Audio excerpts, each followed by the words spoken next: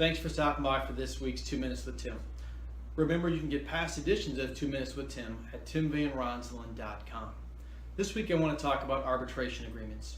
Arbitration agreements are something that is an agreement between two parties that if they have a dispute, they agree to take that dispute to binding arbitration rather than court.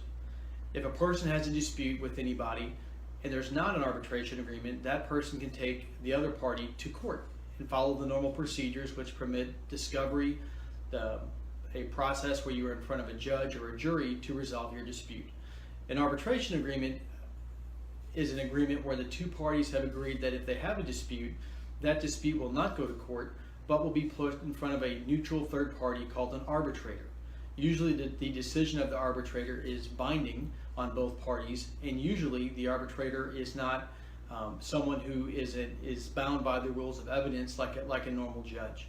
You also do not have a chance for a jury, usually, if you have signed an arbitration agreement.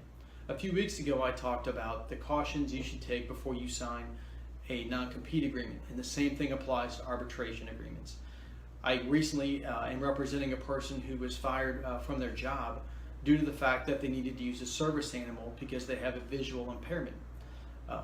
We filed that lawsuit in circuit court, and the employer came in and is trying to compel that client to bring their case to arbitration.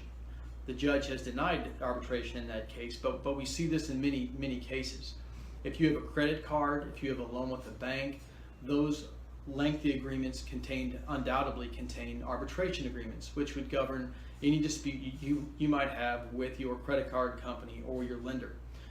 Sometimes, like in an employment context, that agreement is something you have a choice either to sign or not to sign. And I would strongly suggest before you ever sign any arbitration agreement that you read it very carefully and perhaps visit with a lawyer. Usually arbitration agreements favor one side over the other, and they take away important constitutional rights that you have. If you have a question about arbitration agreements, please feel free to give me a call and I'd be happy to talk to you about it. My number is 573-635-7977. Thanks for stopping by for this week's 2 Minutes with Tim.